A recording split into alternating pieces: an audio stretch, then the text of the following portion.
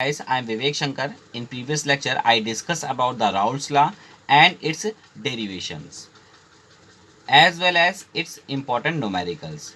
Today, I discuss about the vapor pressure of solution containing volatile solute and its derivation, as well as important numericals. So, guys, let's start the topic now. पिछले video में मैंने guys आपको Raoult's law क्या होता है ये बता दिया था, उसके डेरिवेशन करा दिए थे और साथ ही साथ आपको कुछ उसके न्यूमेरिकल भी करा दिए थे। बट आपने राउल्ट्स लॉ में केस 1 पढ़ा था, वहाँ पर आपने vapour pressure of solution containing non volatile solute के बारे में पढ़ा था, जिसको हम लोग केस 1 बोलते हैं। अब हम केस 2 के बारे में जानने जा रहे हैं। केस 2 क्या है हमारा? Vapour pressure of solution containing volatile solute. तो गाइस आप बताइए कि वोलेटाइल सोल्यूट का क्या मतलब होता है। तो जो वोलेटाइल सोल्यूट होता है, वोलेटाइल सोल्यूट, तो गाइस जो वोलेटाइल सोल्यूट वही होगा बेटे जिसका जो वेपर प्रेशर होगा वो कभी भी, है ना, जिसका प्योर वेपर प्रेशर होगा वो कभी भी जीरो नहीं होगा। उसी को तो आप क्या बोलोगे? उसी को तो आप बोलोगे ना प्योर वेपर प्रेशर, जो जिसका जीरो नहीं है वही तो वोलेटाइल है, यानी उसका कुछ ना कुछ वेपर प्रेशर होगा। उसी को तो आप वोलेटाइल कंपोनेंट बोलोगे। तो आपका वोलेटाइल जो कंपोनेंट है वो आपका सोल्यूट है ना। तो अब यहाँ पर हम लोग जो सोल्यूशन लेंगे तो सोल्यूशन में मेरा जो सोल्यूट होगा वो वॉलेटाइल नेचर का होगा। किस नेचर का होगा बेटा? वॉलेटाइल नेचर का। तो आपको मैंने गाइस ये भी बताया था आपको एक पॉइंट कि जो सॉलिड होते हैं उनको हम लोग, है ना, नॉन वॉलेटाइल मान के काम करते हैं, अज्यूम कर लेते हैं कि वो भाई उनका जो वेपर प्रेशर वो जीरो है। बट यहाँ पर जो आप वॉलेटाइल सोल्यूट लेके, है ना, आप वेपर प्रेशर को कैलकुलेट करने की कोशिश कर रहे हैं सोल्यूशन की, तो अब आपका जो सोल्यूट है वो भी आपका कौन से स्टेट में रहने वाला है? लिक्विड स्टेट में। तो गाइज आज हम क्या करेंगे, उन्हीं के बारे में थोड़ी सी बात करते हैं। ठीक है गाइज, चलिए आज हम क्या क्या बातें करेंगे वो आपको बता देता हूँ। मैं देखूंगा कि फिजिकल प्रॉपर्टीज, है ना, या फिजिकल जो स्टेट होती है ना, फिजिकल स्टेट क्या है बेटा, है ना। फिजिकल स्टेट किसकी बात करेंगे हम लोग? फिजिकल स्टेट जो भी आपका सोल्यूट होगा या सॉल्वेंट होगा उसकी क्या होगी वो भी बात करेंगे। साथ ही साथ हम लोग उसके नेचर की भी बात करेंगे कि भाई उसका नेचर कैसा है। साथ ही साथ उसके वेपर प्रेशर की बात करेंगे और मोल्स की बात करेंगे और मोल फ्रैक्शन की बात करेंगे। मोल फ्रैक्शन, ठीक है गाइस। तो हम इन सारी चीज़ों की बात करेंगे। तो किसकी किसकी बात करेंगे? आप जानते हो जो सोल्यूशन बनता है वो सोल्यूट और सॉल्वेंट से मिलकर बनता है। किससे मिलकर बनता है? सोल्यूट और सॉल्वेंट से मिलकर बनता है। तो गाइस आप मुझे बताइए कि मैं बार बार सोल्यूट और सॉल्वेंट नहीं लिखूंगा, इसलिए मैं आपके लिए एक चीज़ डिफाइन कर दे रहा हूँ।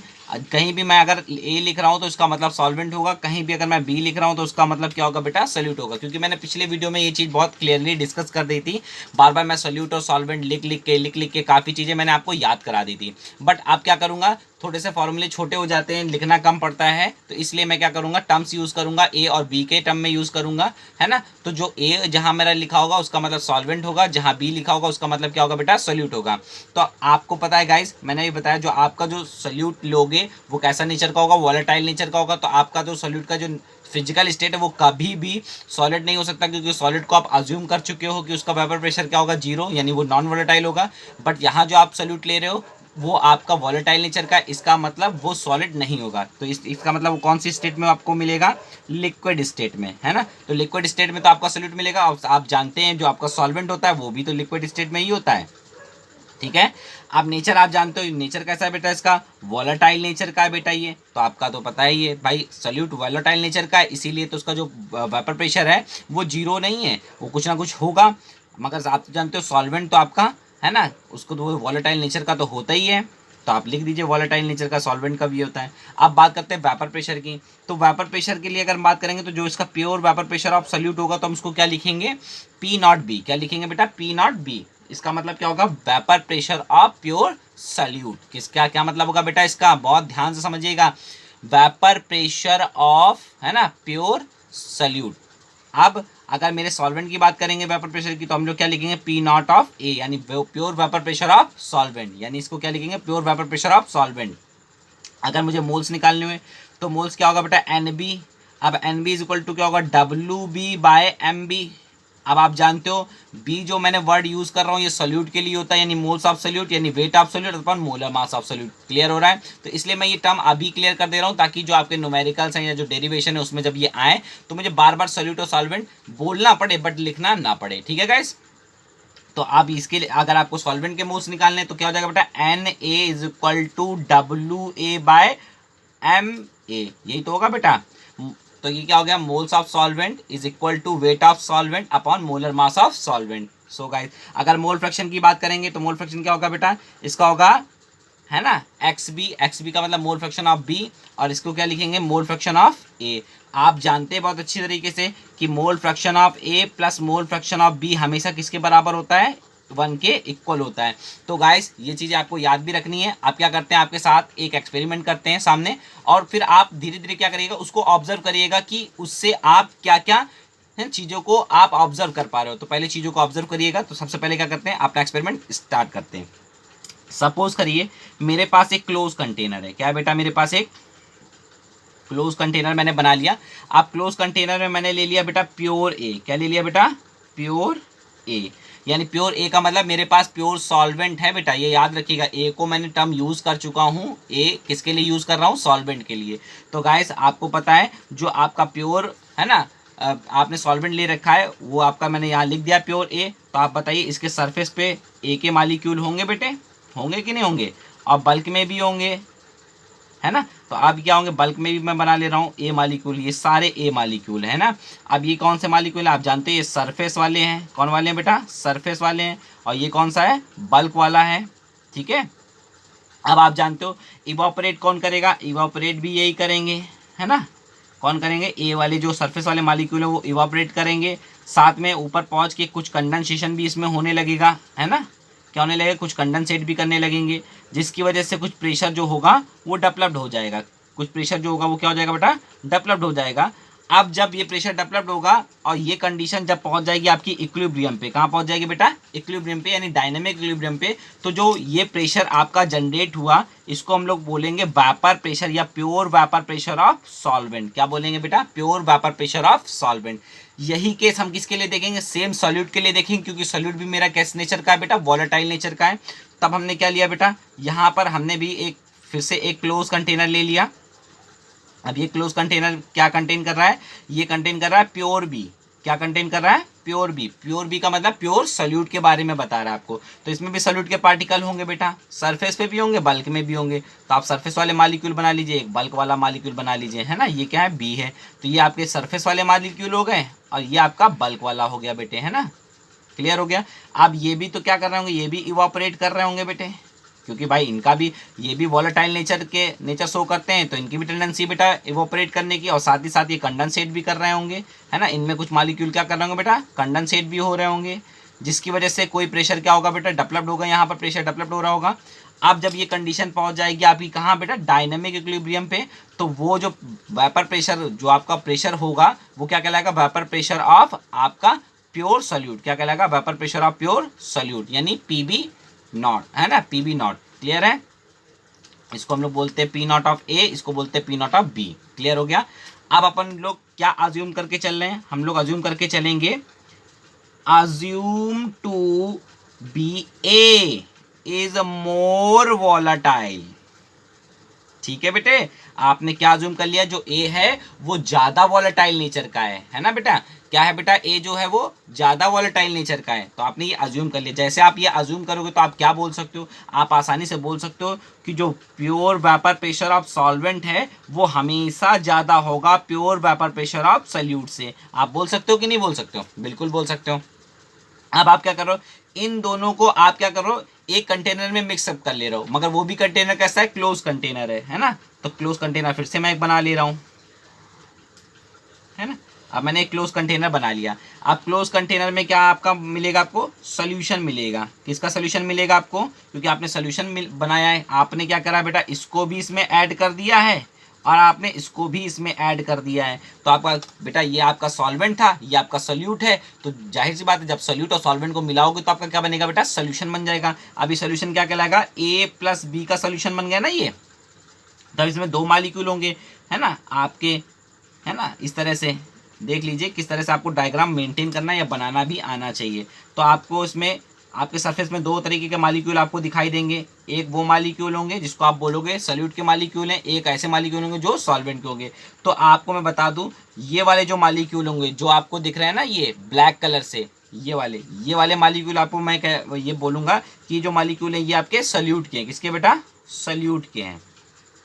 अब जो आपके ये वाले मालिक्यूल हैं, इन मालिक्यूल को हम लोग बोलेंगे, है ना, सॉल्वेंट के मालिक्यूल हैं। ये किसके बेटा? सॉल्वेंट के। तो बेटा ये भी इवापोरेट कर रहे होंगे, है ना, ये भी इवापोरेट कर रहे होंगे, साथ में ए वाले भी इवापोरेट करेंगे, बी वाले भी इवापोरेट करेंगे, जिसकी वजह से क्या होगा बेटा?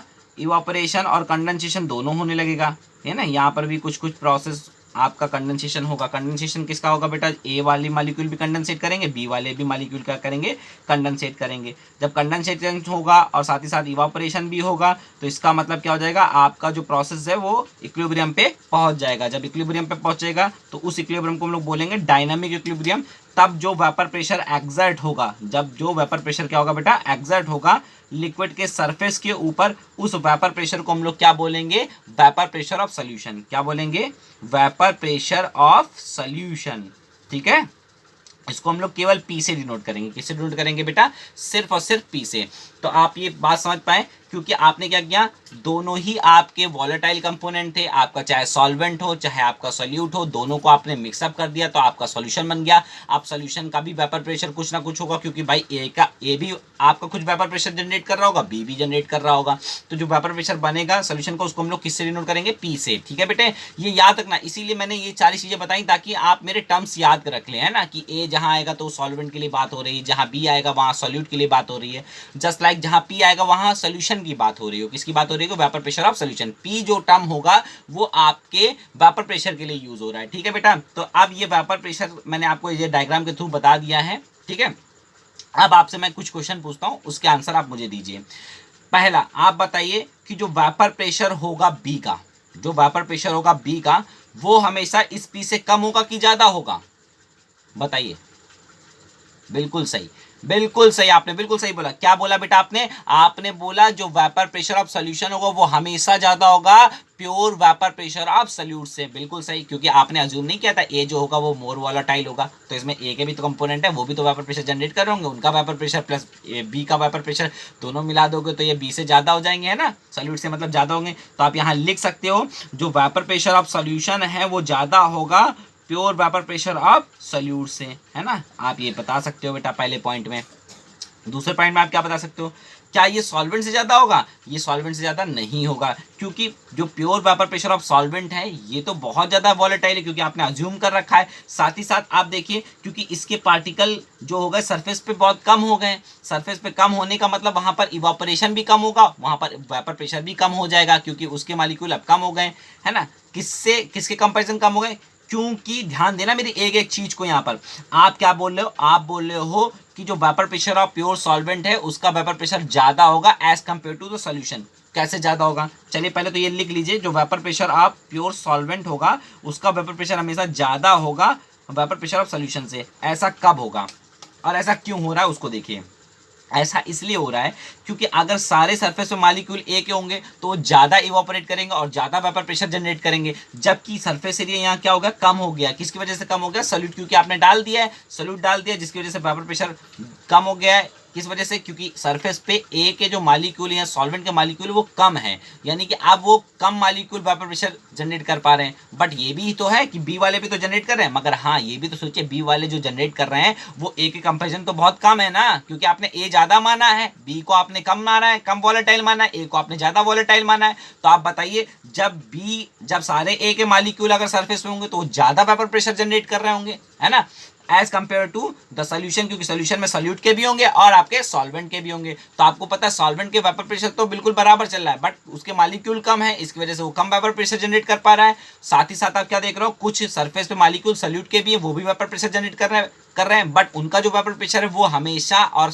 हमेशा क्या होगा? सॉल्वेंट से कम है, क्योंकि आपने अज्यूम किया है। इसीलिए हमेशा याद रखिएगा, जो प्योर वेपर प्रेशर होता है सॉल्वेंट का वो हमेशा वेपर प्रेशर ऑफ सॉल्यूशन से ज्यादा होगा। क्या होगा बेटा? ज्यादा होगा। तो आप ये लिख सकते हो इस तरीके से कि बेटा आपने इससे क्या निष्कर्ष निकाला? आपने इससे निष्कर्ष निकाला कि जो pure vapour pressure of solute होता है ये सबसे कम होता है। ये क्या होता है बेटा? सबसे कम होता है। इसके बाद होता है वेपर प्रेशर ऑफ सॉल्यूशन, और सबसे ज्यादा होता है pure vapour pressure of solvent. भाई आपने यही तो निष्कर्ष निकाला, आप यही तो निकाल पाए निष्कर्ष कि भाई जो वेपर प्रेशर ऑफ सोल्यूशन का होगा वो हमेशा, है ना, सॉल्यूट से क्या होगा बेटा, सॉल्यूट से तो वो ज़्यादा होगा, बट वो सॉल्वेंट से क्या होगा बेटा, कम होगा। ये बात क्लियर हो गई। चलिए आगे बढ़ते हैं, आगे चीज़ों को देखते हैं।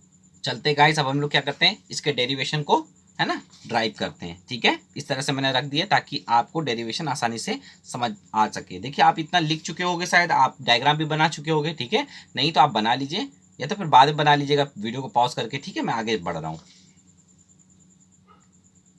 देखिए अब क्या, आप बताइए जो वेपर प्रेशर ऑफ सोल्यूशन है वो किसके बराबर होगा।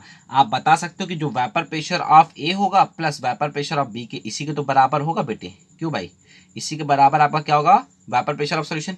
क्यों भाई, जो वेपर प्रेशर ऑफ सोल्यूशन होगा वो किसके बराबर होगा, जितना वेपर प्रेशर आपका सॉल्वेंट एक्सर्ट कर रहा होगा, साथ ही साथ जितना वेपर प्रेशर आपका सोल्यूट एक्सर्ट कर रहा होगा, उसी के तो सम के बराबर होगा आपका वेपर प्रेशर ऑफ सोल्यूशन। तो आप क्या लिख सकते हो, आप जानते हो जो पी होता है यानी प्योर वेपर, जो वेपर प्रेशर ऑफ आपका सॉल्वेंट है वो किसके बराबर होगा, या जो पी है उसको क्या बोल सकते हो आप बोल सकते हो वेपर प्रेशर ऑफ ए, है ना, इन सॉल्यूशन, बोल सकते हो ना बेटा। अब देखिए ए क्यों लिखा, मैं सॉल्वेंट नहीं लिखना चाह रहा था, क्योंकि अभी आपको मैंने ये बात क्लियर कर चुका हूं कि जहां पर ए वर्ड यूज मैं कर रहा हूं उसका मतलब सॉल्वेंट है, जहां मैं बी वर्ड यूज करूंगा उसका मतलब वहां पर क्या बेटा, सोल्यूशन, सोल्यूट है बेटा। क्लियर है, चलिए आगे बढ़ते हैं। तो आपको पता चल गया जहां मैंने पी लिखा है उसका मतलब क्या, vapour pressure of A in the solution. अब आप मुझे बताइए, अब अगर आपको निकालना है पी तो आप कैसे निकालोगे, पी निकालने का आपको फॉर्मूला पता ही है, P naught of A into mole fraction of A. इसका मतलब है अगर आपको वेपर प्रेशर ऑफ सॉल्वेंट निकालना है इन सोल्यूशन को तो आप कैसे निकालोगे, pure vapour pressure of solvent into उसका मोल फ्रैक्शन। ठीक है, अगर आपसे बोले भाई पीबी का क्या मतलब है ना, पीबी इज इक्वल टू क्या होगा, तो आप बोल सकते हो भाई vapour pressure of be in solution. ये बोल सकते हैं कि नहीं बोल सकते बेटा, बिल्कुल बोल सकते हैं। शॉर्ट में लिख दिया मैंने सोल्यूशन, है ना, एन एल की पावर एन लिख दिया है। ठीक है, तो सोल्यूशन ही है बेटा वो। चलिए आगे बढ़ते हैं। तो आप बताइए, तो हम लोग यहाँ पर पीबी को कैसे कैलकुलेट कर सकते हैं, पीबी इज इक्वल टू क्या होगा, P naught B into X B, है ना, इंटू एक्स बी का मतलब मोल फ्रैक्शन ऑफ बी। इसी तरह से तो कैलकुलेट करेंगे बेटा, क्योंकि आप क्या बोल रहे हो कि अगर आपको वेपर प्रेशर ऑफ बी को कैलकुलेट करना है इन सोल्यूशन तो कैसे निकालोगे, जो प्योर वेपर प्रेशर होगा बी का, है ना, इनटू उसका मोल फ्रैक्शन, है ना, इसी के क्या होगा, इक्वल होगा vapour pressure of be in the solution. चलिए और आगे बढ़ते हैं। तो आप तो ये बात जानते ही हैं बेटे, है ना, क्या बात जानते हैं आप कि भाई अगर मुझे वेपर प्रेशर, है ना, निकालना है तो मैं कैसे निकालूंगा, तो आप बोल सकते हो आप पी ए के जगह ये रख दीजिए, पी बी के जगह इसको रख दीजिए बेटा, है ना। इसको मान लीजिए इक्वेशन नंबर 1, इसको मान लीजिए इक्वेशन नंबर 2, इसको मान लीजिए इक्वेशन नंबर 3। तो आपने क्या किया, इक्वेशन नंबर 1 में, है ना, पी ए और पी बी की वैल्यू को पुट कर दीजिए। तो पी इज इक्वल टू क्या हो जाएगा बेटा, पी नॉट ऑफ, है ना, लिख सकते हो A into X A plus P naught of B into X B, है ना, यानी मोल फ्रैक्शन ऑफ बी। ये आपका फॉर्मूला निकल के आ गया। इसको मान लीजिए इक्वेशन नंबर 4। आगे बढ़ते हैं। अब आप जानते हो mole fraction of A plus mole fraction of B is equal to 1 होता है बेटे। तो आप मैं क्या करना चाहता हूँ, मैं ये चाहता हूँ कि आप जो हो वो सॉल्यूट के टर्म में आपका जो सॉल्वेंट है उसको सॉल्यूट के टर्म में ले आइए। तो जब सॉल्यूट के टर्म में लाओगे तो क्या बन जाएगा बेटा, P इज इक्वल टू, आप ध्यान दीजिएगा क्योंकि आप आसानी से लिख सकते हो कि नहीं लिख सकते हो कि X A is equal to 1 minus X B, लिख सकते हो कि नहीं लिख सकते हो बेटे, क्योंकि इसके बराबर है। तो आप क्या करिए, एक्स ए की जगह इसको पुटअप कर दीजिए यहाँ पर, तो आ जाएगा पी नॉट ऑफ ए, है ना, into 1 minus X B plus P naught B into X B. Clear हुआ बेटे। तो आपने इसको पुटअप कर दिया। आप क्या करिए, इसका मल्टीप्लाई अंदर कर दीजिए। जब आप इसको मल्टीप्लाई अंदर करोगे तो क्या आप लिखोगे, पी नॉट ऑफ ए यानी pure vapour pressure of solvent, ध्यान रखिएगा बेटा भूलना नहीं, है ना। तो ये आ जाएगा minus P naught of A into X B. अब ये आएगा आपका plus P B, P naught B into X B. तो आप देखिए एक्स बी आपका कॉमन है, तो आप इसको कॉमन करके बाहर निकाल लीजिए। जब आप इसको कॉमन करके बाहर निकालेंगे तो आपका क्या बचेगा, P is equal to P naught of A, है ना, plus P naught of A minus P naught of B, है ना, इनटू एक्स बी, क्योंकि आपने क्या करा, मोल फ्रैक्शन ऑफ जो सॉल्यूट था उसको आपने कॉमन निकाल लिया, तो आपका फॉर्मूला ड्राइव हो गया। तो ये तो आपका जो फॉर्मूला ड्राइव हो गया, तो आप इससे क्या निकाल सकते हो, जब आपको मोल फ्रैक्शन ऑफ सॉल्यूट दिया हो तब आप इस फॉर्मूले को अप्लाई कर सकते हो, आसानी से क्या कर सकते हो, वेपर प्रेशर ऑफ, है ना, सोल्यूशन को आप कैलकुलेट कर सकते हो। अब जबकि अगर आपको वेपर प्रेशर, है ना, ये तो आपका आ गया 5, तो ये 5 किसके लिए यूज करोगे, ये फॉर्मूला तब यूज करोगे, बहुत इंपॉर्टेंट फॉर्मूले हैं बेटा, ये बहुत इंपॉर्टेंट फॉर्मूले हैं, तो आप ध्यान दीजिएगा, ये फॉर्मूला आप तब यूज करोगे जब आपको सॉल्यूट के मोल फ्रैक्शन पता हो, ठीक है। अगर आपको सॉल्वेंट के पता है तब आप क्या करोगे, तो इसको सॉल्वेंट के टर्म में रख लीजिए, क्या दिक्कत है। तब आप क्या लिखोगे, P is equal to P naught B. अब मैं बार बार ड्राइव नहीं कर रहा हूँ, इसी को उसके टर्म में लिख दे रहा हूँ, सॉल्वेंट के टर्म, है ना, आप सॉल्वेंट के टर्म में लिख दे रहा हूँ, क्योंकि अगर आपको मोल फ्रैक्शन ऑफ सॉल्यूट पता है तब आप ये फॉर्मूला अप्लाई करिए, जब आपको मोल फ्रैक्शन ऑफ सॉल्वेंट पता होगा तब आप कौन सा फॉर्मूला अप्लाई करोगे, तो आप देखिए क्या लिखोगे, P naught of B plus आप लिखोगे P naught of A minus P naught of B into आपका एक्स ए, यानी मोल फ्रैक्शन ऑफ ए, तो ये आ गया आपका 6, ठीक है। तो ये दो जो आपके मैंने फॉर्मूले ड्राइव करें, ये बहुत ज़्यादा इंपॉर्टेंट है गाइस, क्योंकि आपका जब मोल फ्रैक्शन ऑफ सॉल्यूट पता हो तब आप ये फार्मूला अप्लाई कर लीजिए, या आपको मोल फ्रैक्शन ऑफ सॉल्वेंट पता हो तब आप ये फार्मूला अप्लाई कर लीजिए, दोनों ही फार्मूले बहुत इंपॉर्टेंट है। अच्छा गाइस, इनके जो ग्राफ बनेंगे वो कैसे ग्राफ बनेंगे, तो आप खुद देखिए किस तरीके की इक्वेशन है। ये इक्वेशन है आपकी y is equal to C plus M into X type की है कि नहीं बेटा, बताइए है। देखिए ये क्या है, y के इक्वल है, ये c के इक्वल है, और ये क्या है बेटा, ये आपका m के इक्वल है, ये आपका x के इक्वल है।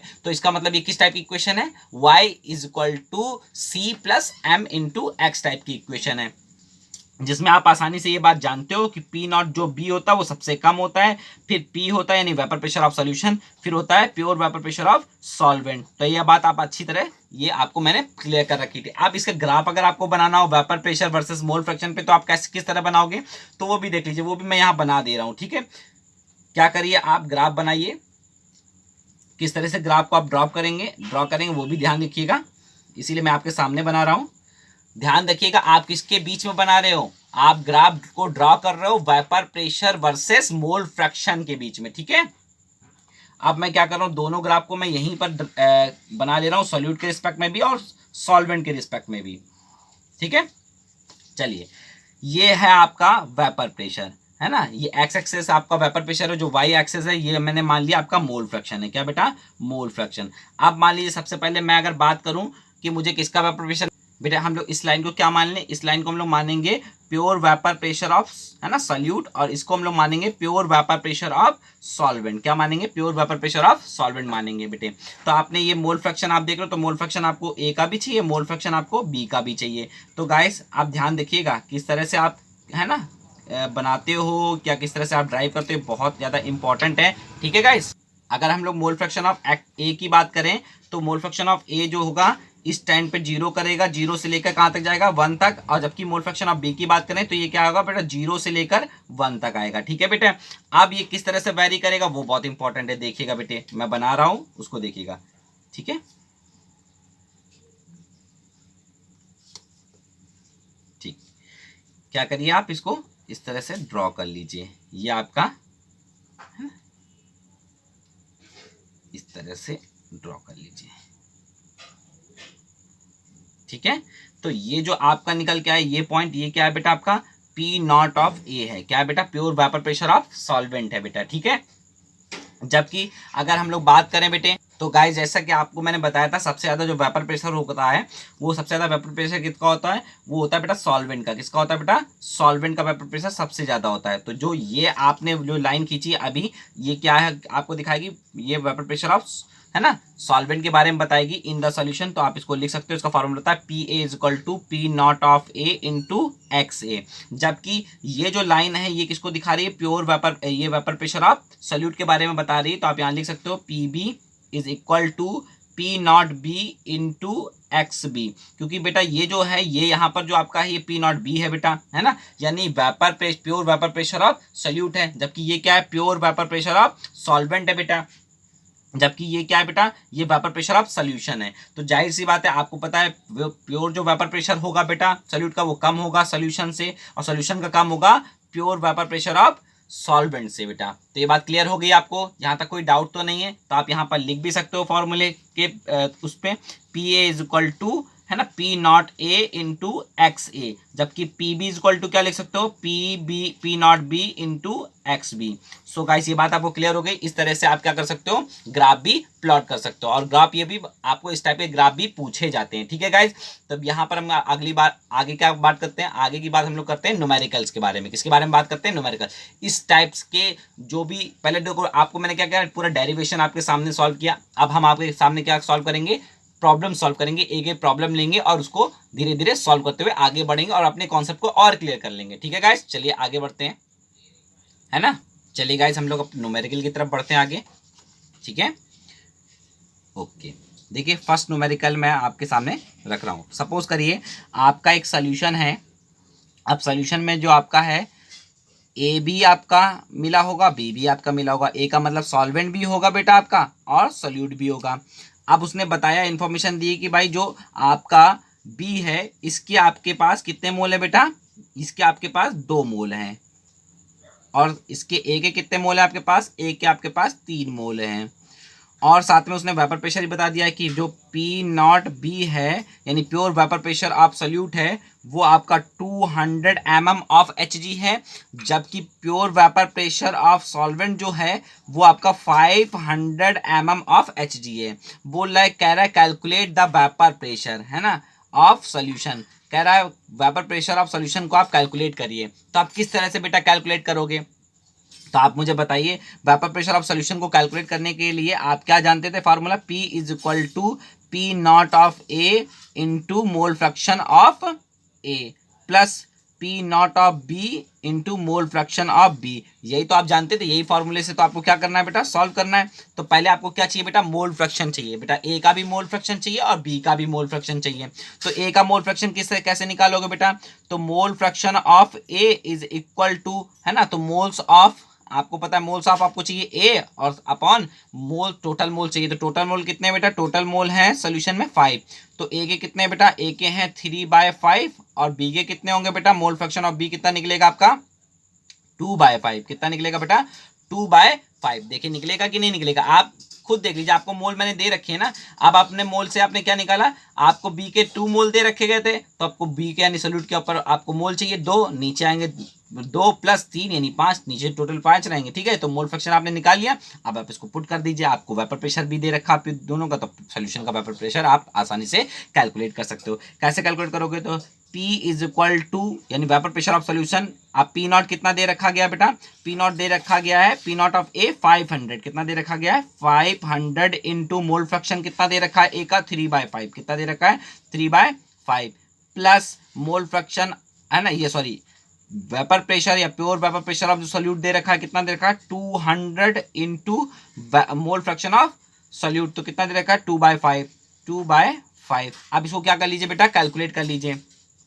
तो आपको पता है ये तो हो गया बेटा 100, है ना, कितना हो गया, ये आ जाएगा आपका 300 प्लस, अब ये कितना आ जाएगा बेटा, आपको पता है ये आ जाएगा आपका 5 चौको 20 यानी 40 दूना 80 यानी 80 और ऐड कर लीजिए। तो आपका जो वेपर प्रेशर ऑफ सॉल्यूशन निकल के आएगा वो 380 mm ऑफ Hg आएगा। कितना आएगा बेटा, 380 mm ऑफ Hg। सपोज करिए इसी क्वेश्चन में आपको ये, आप जो ऊपर क्वेश्चन है इसी क्वेश्चन में बोल रहा है, मान लीजिए इसका दूसरा पार्ट, ये मान लीजिए इसको पहला पार्ट था, ठीक है। अब दूसरा पार्ट मान लीजिए इसमें बोल सकता है कि बोल रहा है कैलकुलेट, है ना, कह रहा है calculate mole fraction of A where, है ना, mole fraction of A where vapour pressure of solution, vapour pressure of solution, है ना, बोल रहा है equal to 420 mm of Hg, है ना। तो अब आपसे क्या कह रहा है बेटा, सीधी समझिएगा, आपको उसने मोल फ्रैक्शन आपसे पूछ लिया है कि मोल फ्रैक्शन ऑफ सॉल्वेंट कितना होगा यदि उसका जो सॉल्यूशन का वेपर प्रेशर वो 420 हो जाए। तो जाहिर सी बात है आप फिर से निकाल सकते हो, बिल्कुल सिंपल है कि आपको पी की वैल्यू तो दी गई है, पी की वैल्यू कितनी है बेटा 420, कितनी बेटा 420। अब आपको ये वेपर प्रेशर ऑफ ये तो पता ही है कितना है बेटा 500, कितना है बेटा 500, या आप क्या करिए, आप ये वाला डायरेक्ट फॉर्मूला अप्लाई कर लीजिए, क्योंकि आपको क्या पूछ रहा है, आपसे पूछा है मोल फ्रैक्शन ऑफ ए, तो आप ये वाला फॉर्मूला अप्लाई कर लीजिए, आसानी से आपकी चीजें क्या हो जाएंगी बेटा, सॉल्व हो जाएंगी बेटे। ठीक है, तो आप जब ये वाला फॉर्मूला अप्लाई करोगे तो पहले ये फॉर्मूले को लिख लीजिए। ठीक है, ये क्या निकल के आएगा बेटा, तो पहले मैं क्या करता हूँ, पहले फॉर्मूले को लिख लेता हूँ। P is equal to P naught B, है ना, है ना। अब आएगा बेटा आपका प्लस, है ना, plus P naught of A, plus P naught of A, है ना, minus P naught of B into mole fraction of A. ये फॉर्मूला आपको याद है, मैंने कहा था याद रखिएगा, जब आपसे मोल फ्रैक्शन ऑफ सॉल्वेंट पूछे या सोल्यूट पूछे तो आपको ये फॉर्मूला अप्लाई करना है। देख लीजिए यही फॉर्मूला है, आपको यही फॉर्मूले में क्या करना है, अप्लाई करना है। तो आप देखिए आपका वेपर प्रेशर कितना दे रखा है सोल्यूशन का, 420, आप पी नॉट बी का कितना देखा, 200, कितना दे रखा है बेटा, 200, प्लस ये पी नॉट ऑफ ए कितना हो जाएगा, 500 माइनस बी हो जाएगा 200 इंटू मोल फ्रैक्शन ऑफ ए, तो आपको चाहिए चाहिए पूछ रहा है बेटे, तो ये लिख लीजिए जैसा लिखा है। अब इसको सॉल्व करिए, क्या करिए बेटा, इसको सॉल्व करिए। तो गाइस ये क्या हो जाएगा बेटे, ये आ जाएगा बेटा, इसको 420 इज इक्वल टू 200, है ना, तो आप इसको सॉल्व कर लीजिए, प्लस ये आ जाएगा 300 एक्स ए, तो गाइस ये प्लस का इधर ले आइए, माइनस का हो जाएगा, तो 420 माइनस 200 इज इक्वल टू, है ना, 300 एक्स ए, यानी मोल फ्रैक्शन ऑफ सॉल्वेंट। तो अब ये कितना बचेगा बेटा, ये बचेगा 220 इज इक्वल टू, देखिए 420 से 200 आप माइनस करिएगा तो कितना बचेगा, 220 तो बचेगा। अब ये बचा है कितना बेटा, 300 इंटू एक्स ए, तो X A is equal to क्या निकल के आएगा बेटा, X A is equal to निकल के आएगा आपका है ना 220 डिवाइडेड बाय 300, तो 0 से 0 कैंसिल हो गया, तो ये आ गया बेटा 11/15, कितना आ जाएगा बेटा, मोल फ्रैक्शन कितना आपका हो जाए बेटा सॉल्वेंट का, 11/15 होगा, तब जो उसका वेपर प्रेशर होगा वो कितना हो जाएगा बेटा सॉल्यूशन का, 420 mm ऑफ Hg। तो इस तरह से आपको क्या करना है, प्रॉब्लम को सॉल्व करना है, अप्रोच करना है, क्योंकि अगर आप इस तरह से अप्रोच करोगे तो आपके लिए बहुत अच्छा रहेगा। सो गाइस आपने देखा कि इस टाइप के क्वेश्चन आपको दिए जाएंगे। अब मैंने यहाँ पर क्वेश्चन नहीं लिखा क्योंकि मैंने क्वेश्चन खुद बनाया और खुद आपको सॉल्व करके बताया। अब इसी तरह से नेक्स्ट क्वेश्चन की तरफ चलते हैं और वहां पर देखते हैं किस तरह से आप प्रॉब्लम को सॉल्व करोगे। So guys my next question is, ठीक है, नोट कर लीजिए बेटा। नेक्स्ट क्वेश्चन क्या कह रहा है, कह रहा है vapour pressure of two volatile components, है ना, ए एंड बी, यानी उसने दो वॉलेटाइल कंपोनेंट दे दिया आपको ए और बी, है ना। कह रहा है इज गिवन बाय जो पी दे रखा है ना, गिवन क्या दे रखा है, पी इज इक्वल टू दे रखा है आपको 5.3 माइनस 2.3 इंटू एक्स बी, क्या दे रखा है 5.3 माइनस 2.3 इंटू एक्स बी, आपको गिवन उसने दे दिया है पी के जगह। पी क्या आ रहा, पी आपका है वेपर प्रेशर ऑफ सॉल्यूशन। अब बोल रहा है कैलकुलेट, है ना, pure vapour pressure of A and pure vapour pressure of B, आपको बोला ये कैलकुलेट कर दीजिए। तो जाहिर सी बात है, अब आपको क्या बोल रहा है, पहले तो आपको ये देता था और vapour pressure of solution calculate करवा लेता था, अब आपको क्या बोल रहा है, वेपर प्रेशर ऑफ सॉल्यूशन दे दिया है, जिससे आपको क्या कैलकुलेट करना है, पी ए कैलकुलेट करना है और पी बी कैलकुलेट करना है। तो गाइस आपको पता है मैंने फॉर्मूला बताया था, पहले सोल्यूशन लिख दूं, फॉर्मूला मैंने बताया था आपको, P is equal to P naught of A plus, है ना, P naught of B minus, आप बोल सकते हो, है ना, मैंने लिखा था P नॉट ऑफ ए, याद आ रहा है आपको, इनटू एक्स बी। ये फॉर्मूला आपको याद है गाइस, ये आपको याद रखना है, ये फॉर्मूला बहुत इंपॉर्टेंट है फॉर्मूला ये। सो गाइस ये आपको फॉर्मूला हमेशा के लिए याद रखना, आप भूलना नहीं इस फॉर्मूले को, ठीक है। तब आप बताइए पी का वैल्यू आपके पास क्या गिवन है, पी का वैल्यू आपके पास गिवन है 5.3 माइनस 2.3 इंटू एक्स बी, यही तो गिवन है बेटे। तो आप बताइए जो 5.3 है वो किसके बराबर है, पी ए के बराबर है, किसके बराबर है बेटा, पी नॉट ऑफ ए के बराबर क्या है, 5.3 है बेटा। साथ ही साथ, है ना, आप इसकी जो यूनिट है वो mm ऑफ Hg है। अच्छा ये क्या बता रहा है, ये आपको डिफरेंस बता रहा है ना, पी नॉट बी माइनस और पी नॉट ए में जो डिफरेंस है वो कितना है बेटा, माइनस का 2.3, कितना डिफरेंस है बेटा, माइनस का 2.3 mm of Hg। It mean that Pb क्या होगा बेटा, P नॉट ऑफ B क्या होगा बेटा, तो जाहिर सी बात है -2.3 और प्लस का 5.3 जोड़ दीजिए तो डिफरेंस क्या हो जाएगा आपका, निकल आएगा। तो ये आपका P नॉट ऑफ B का वैल्यू कितना निकला बेटा, 3 mm of Hg। So guys इस तरह से आप क्या कर सकते हो, अपनी प्रॉब्लम को आसानी से, बहुत आसानी से सॉल्व कर सकते हो बेटा। इस टाइप की जो प्रॉब्लम्स होती हैं वो आपको एंट्रेंस एग्जामिनेशन और बोर्ड एग्जामिनेशन में आपको दी जाती हैं, है ना, ताकि आपका जो कह सकते हैं जो आपका कॉन्सेप्ट है वो कितना क्लियर है वो आप यहाँ पर बिल्कुल आसानी से देख सकते हो। और अगर आपका कॉन्सेप्ट क्लियर होगा तो आप आसानी से क्वेश्चंस कर लोगे। ठीक है गाइस, आप चलते हैं आगे की तरफ। सो गाइस मैं आपको नेक्स्ट क्वेश्चन दे रहा हूं, ये आप मुझे घर से करके दिखाएंगे। आपका ये आपके लिए ये होमवर्क है, तो आप नोट कर लीजिए इस क्वेश्चन को। क्या बोल रहा है, बोल रहा है vapour pressure of 2 volatile component, है ना, वोलेटाइल कंपोनेंट्स, है ना, 2 वोलेटाइल कंपोनेंट्स कौन कौन से बेटा, ए एंड बी, इज उसने बता भी दिया है 300 and 500 mm of Hg respectively. ठीक है, बोल रहा है molar mass A and B, है ना, 50 एंड 200, 50 एंड 200। अब बोल रहा है calculate vapour pressure of solution. क्या बोल रहा है, calculate vapour pressure of solution obtain, है ना, इफ द, है ना, इफ का मतलब अब उसने बोल दिया, दो कंडीशन लगा दी, दो कंडीशन में आपको बतानी है। पहली कंडीशन उसने लगा दी बेटा, बोल रहा है अगर इक्वल, है ना, mass of A and B हो तब आप उसका वेपर प्रेशर को कैलकुलेट करिए सोल्यूशन के। और दूसरी कंडीशन क्या बता रहा है, दूसरी कंडीशन पे भी आपको बोल रहा है, कह रहा है इक्वल, है ना, moles of A and B.